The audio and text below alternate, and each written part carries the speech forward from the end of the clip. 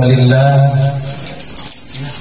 wassalatu wassalamu ala rasulillah wa ala alihi wa sahbihi wa mawalah. La hawla wa la quwwata illa billah. Rabbi shrah li sadri wa yassir li amri wahlul 'uqdatam min lisani yafqahu qawli, amma ba'd. Wajiblah kita bersyukur kepada Allah Subhanahu wa taala dengan mengucapkan kalimat alhamdulillahi rabbil alamin. Malam ini kita dapat hadir meringankan langkah.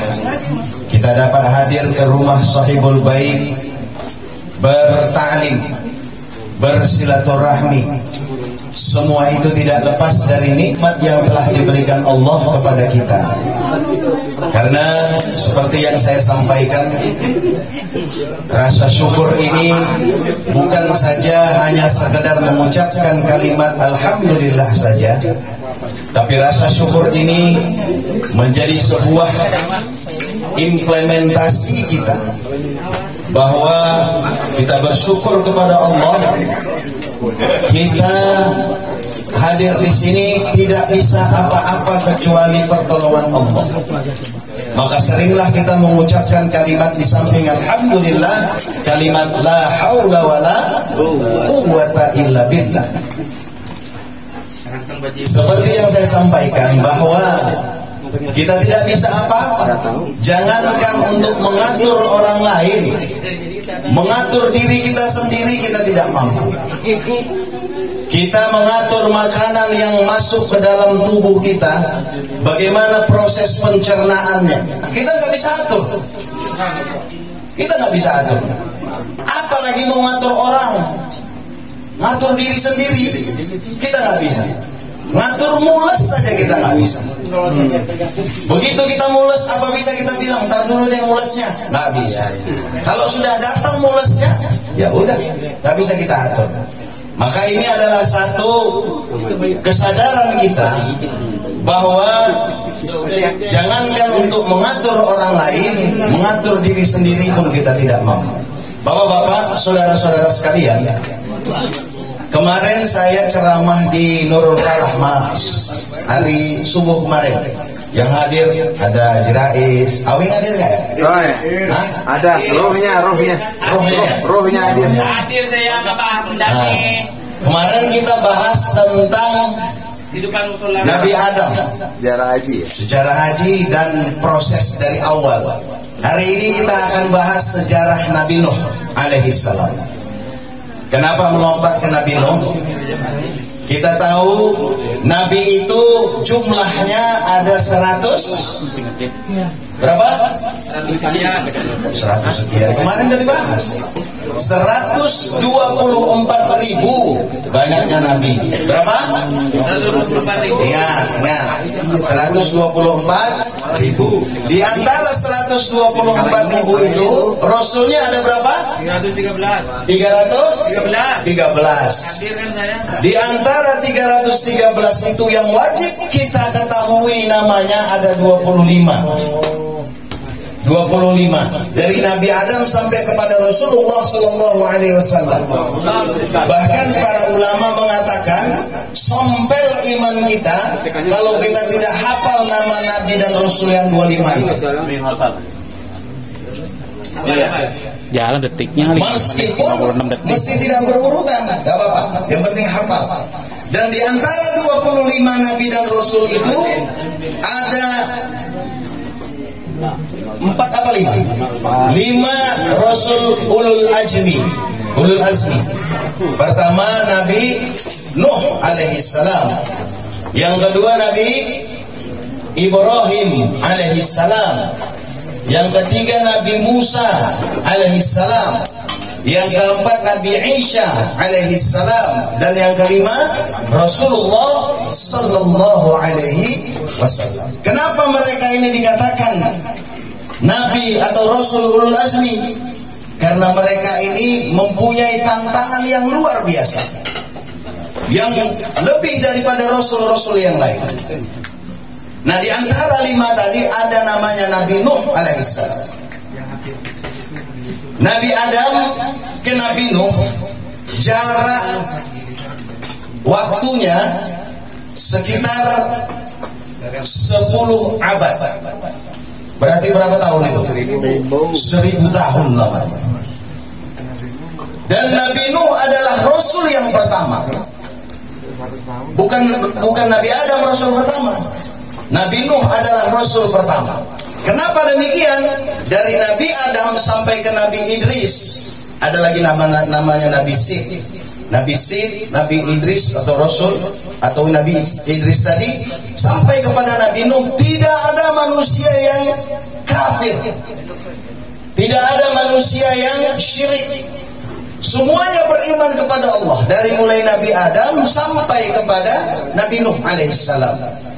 Tapi kalau yang maksiat banyak, yang membunuh ada, kita tahu seperti anak Nabi Adam siapa namanya?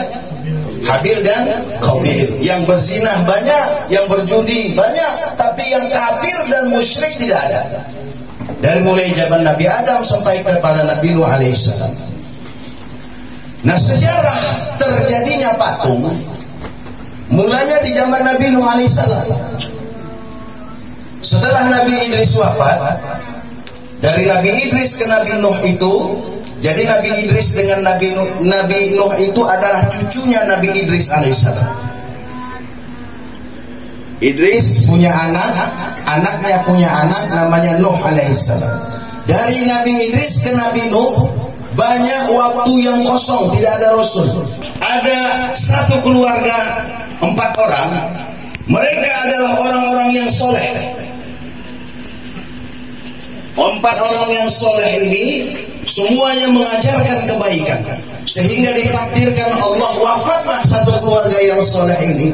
Kalau tidak salah namanya Uwad, yang satu lagi namanya orang-orang yang soleh. Begitu ditakdirkan Allah wafat 4 orang yang soleh ini, semua kaumnya merasa sedih, semua kaumnya merasa berduka.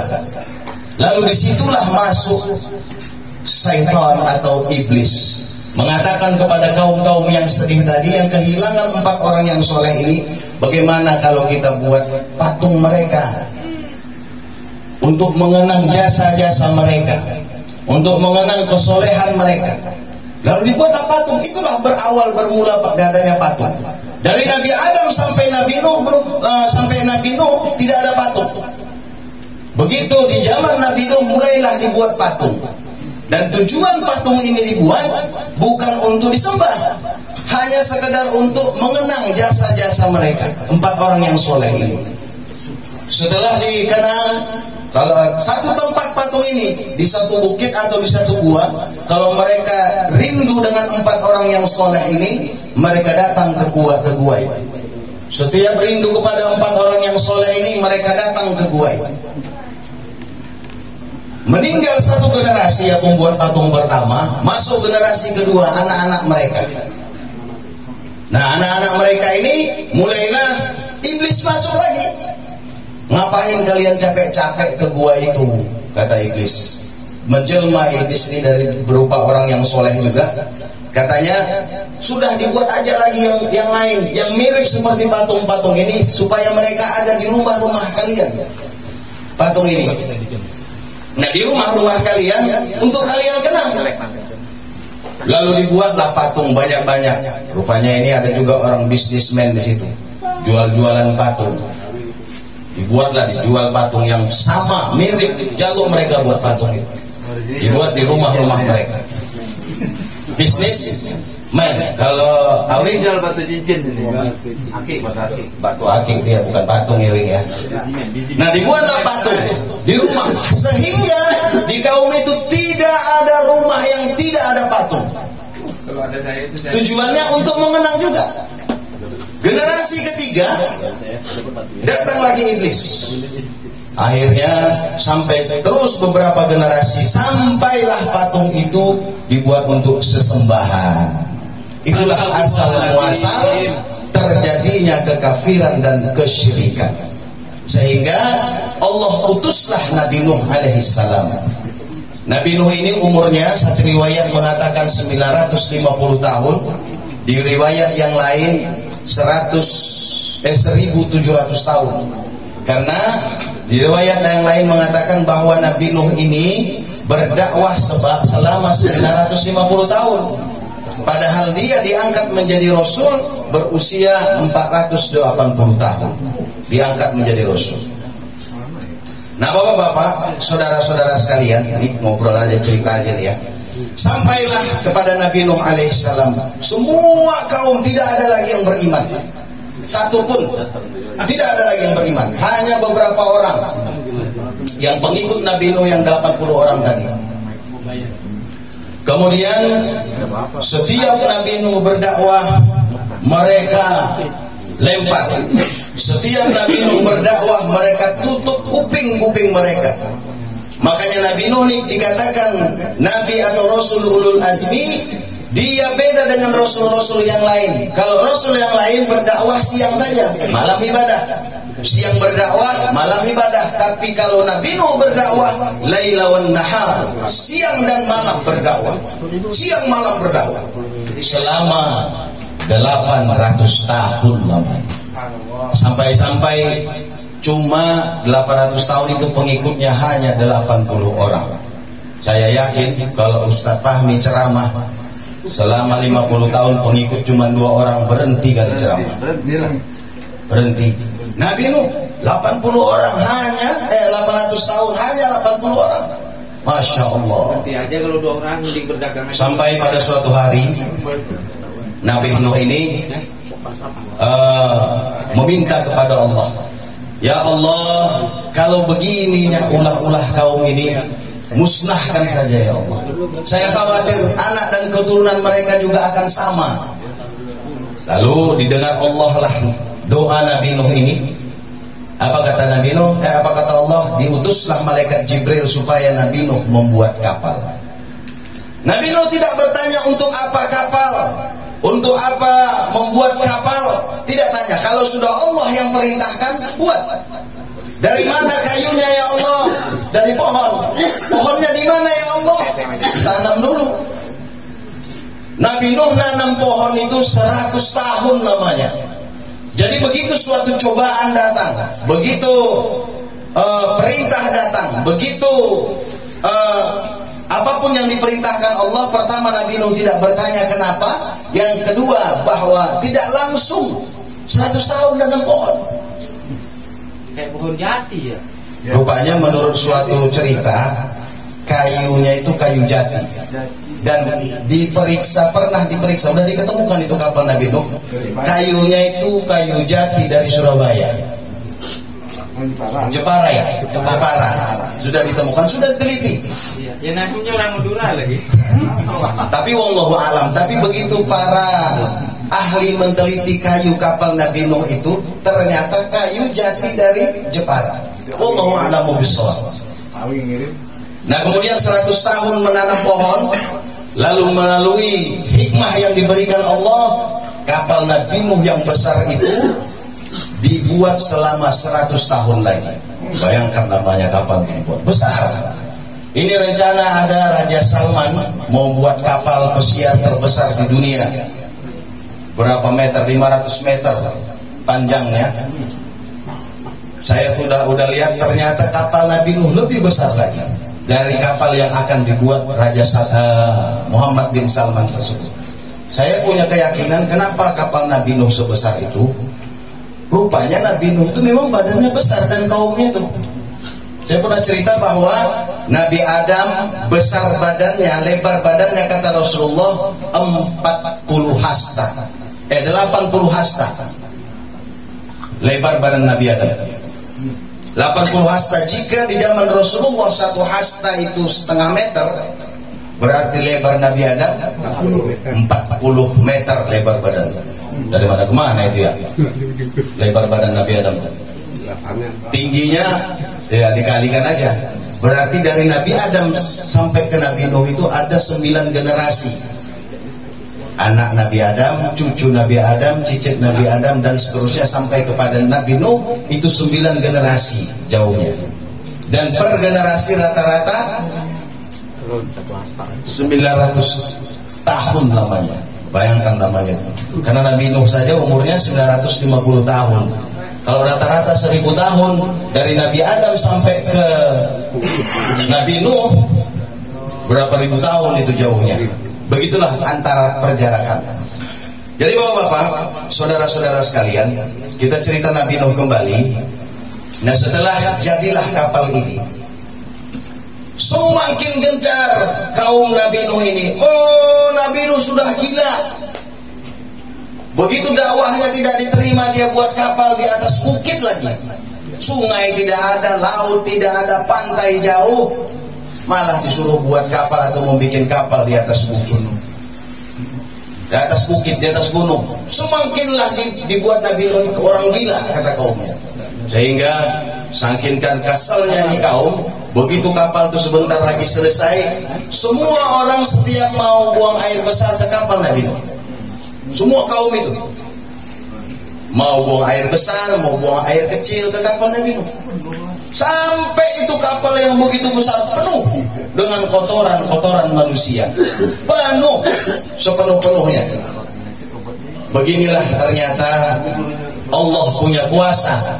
Pada suatu hari dibuat Allah lah kaum itu punya penyakit yang namanya penyakit kulit. Penyakit kulit, bisul dan sebagainya, bernanah dan semuanya, sampai bayi yang lahir pun sama penyakitnya.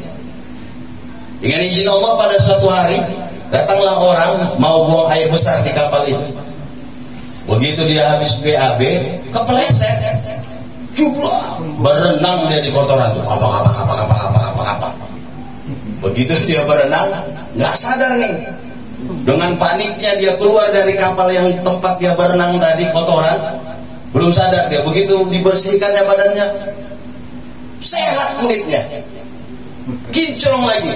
Akhirnya dia teriaklah sama semua kaum, kaumku, aku sembuh. Di mana berobat? Mereka sudah puluhan tahun berobat dimanapun, sudah berobat. Tidak ada yang bisa menyembuhkan kecuali kotoran kapal Nabi, negeri kapal Nabi Nuh. Akhirnya setiap orang ke sana nyebur. Dengan izin Allah sehat, setiap nyebur sehat. Sampai kotoran itu nyusup, ada yang bawa ember, ada yang bawa timba, ada yang bawa rantang, ngambilin lagi, ngambil semua.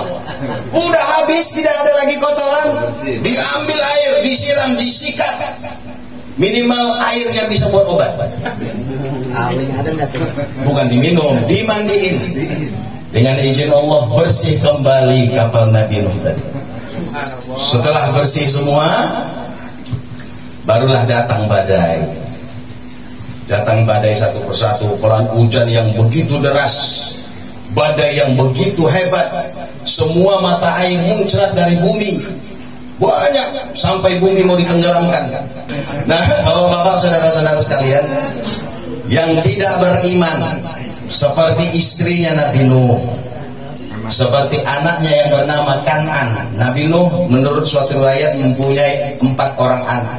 Anak tertua namanya Kan'an, anak yang nomor 2 namanya Syam, anak ketiga namanya Yafik, anak keempat namanya Ham. Nama anak-anak Nabi Nuh itu. Rupanya anak tertua dia Kan'an ini dipanggil sama Nabi Nuh, Kan'an, masuk ke kapal Kan'an, nanti kamu tenggelam. Tidak ayah, aku tidak mau naik kapal, aku mau ke atas bukit, ke atas gunung, kata Kan'an. Tidak, ini banjir, habis gunung-gunung pun tenggelam, mustahil, kata Kan'an. Begitu mulai banjir naik terus sampai ke atas bukit, akhirnya kapal tadi mulai terapung. Masih dipanggil Nabi Nuh, Kan'an pun tidak mau, sampai dia berdoa kepada Allah. Itulah hati seorang ayah. Walaupun anak begitu durhaka kepada Allah dan kepada ayahnya, tetap dia mencintai anaknya. Itu sudah menjadi kodrat sunnatullah. Seorang ayah walaupun bagaimana durhakanya anak, kalau namanya anak dan darah daging kita tetap tidak bisa menafikan itu adalah darah daging kita. Tapi Allah mengatakan, ya Nuh, dia bukan lagi anakmu. Dia sudah menjadi orang-orang yang kafir. Dia sudah menjadi orang yang terpisah darimu. Melalui perkataan Allah ini sampai-sampai Nabi Nuh tertunduk, tidak berani lagi meminta kepada Allah selama 40 tahun lamanya. Lalu berlayarlah kapal tadi. Kapal tadi besarnya ada 3 tingkat.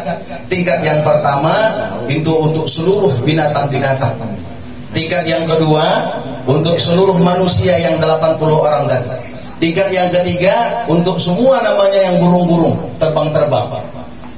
Nah kemudian berlayarlah kapal tadi. Sampai kata Nabi Nuh kepada orang yang ada di kapal itu, wahai kaumku yang ada di kapal ini, termasuk anak-anakku, jangan kalian melakukan hubungan badan di kapal ini selama berlayar. Kata Nabi Nuh. Rupanya anak Nabi Nuh yang bernama Ham tidak tahan dia melakukan hubungan badan juga di kapal itu. Dengan izin Allah, ternyata itulah manusia pertama anaknya lahir menjadi kulitnya hitam.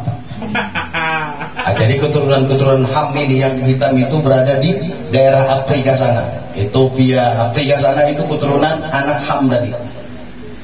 Nah, dan takdir Allah juga mengatakan tidak ada lagi manusia yang punya keturunan kecuali dari yang 3 tadi. Kalau Syam itu berada di Eropa sana, keturunan Syam. Kalau keturunan Ham berada di daerah Afrika. Kalau Yafid, anak ketiga tadi, berada di daerah Asia, yang hidungnya mancung ke dalam, yang kulitnya sawo mateng, itu keturunan-keturunan Yafid. Dan 80 orang yang lain atau 73 orang atau 77 yang lain tadi tidak ada keturunan lagi. Jadi kita semua ini adalah keturunan anak Nabi Nuh. Terutama orang-orang Asia, kita ini keturunan dari Yafid kita ini. Nah Bapak-bapak, saudara-saudara sekalian, inti daripada cerita ini adalah, pertama, kita sebagai orang yang beragama Islam sedikit banyak harus tahu sejarah-sejarah Nabi. Dari mulai Nabi Adam sampai kepada Rasulullah SAW. Untuk apa kita mengetahui ini? Untuk menambah kecintaan dan keimanan kita kepada Rasul-Rasul. Bukan saja harus kita ketahui sejarah Rasulullah Muhammad SAW, kita harus tahu juga sejarah-sejarah Nabi dari mulai Nabi Adam. Jangan sampai kita terkontaminasi bagaimana teori Darwin. Manusia berasal dari hemon. Katanya, padahal menurut hadis Rasulullah SAW, manusia tertampan di seluruh muka bumi ini adalah Nabi Adam alaihissalam. Bagaimana mungkin dari mulai merangkak? Nabi Adam itu paling tampan. Dikumpulkan kegantengan seluruh manusia dari mulai Nabi Adam sampai hari kiamat, 50% gantengnya ada sama Nabi Adam. Bayangkan tuh gantengnya Nabi Adam. Kalah Nabi Yusuf, kalah Rasulullah SAW gantengnya Nabi Adam. Karena Allah sendiri yang ciptakan. Bahkan Nabi Adam itu nggak punya pusar, nggak ada pusar. Allah sendiri yang cetak bahasanya. Jadi manusia itu tidak tidak berasal dari monyet. Maka Nabi Nuh tadi mulailah berdakwah, berpencar sampai kepada kita zaman sekarang. Jadi yang perlu kita ketahui bahwa Rasul yang pertama menyampaikan dakwah tentang kemusyrikan yang pertama adalah Nabi Nuh. Kalau Nabi Adam, Nabi Idris, Nabi Sid, dan nabi-nabi yang lain sebelum Nabi Nuh tidak berdakwah tentang kemusyrikan. Hanya berdakwah bagaimana tata cara ibadah, bagaimana untuk memperbaiki orang yang durhaka, orang yang maksiat. Hanya itu orang-orang yang fasik. Belum ada orang yang musyrik, belum ada orang yang kafir semenjak dari Nabi Adam sampai ke Nabi Nuh. Begitu Nabi Nuh, mulailah awal muasal terbuatnya patung pertama, awal muasal orang melakukan kesyirikan pertama, awal muasal orang yang kafir pertama. Sehingga Nabi Nuh ini adalah Rasul yang pertama diutus oleh Allah untuk berdakwah mentauhidkan manusia pada masa itu. Ini saja dulu yang dapat saya sampaikan. Mudah-mudahan dapat bermanfaat buat bapak-bapak, saudara-saudara sekalian, wabil khusus pada diri saya sendiri. Usikum wa nafsi bi taqwallah. Wassalamualaikum warahmatullahi wabarakatuh.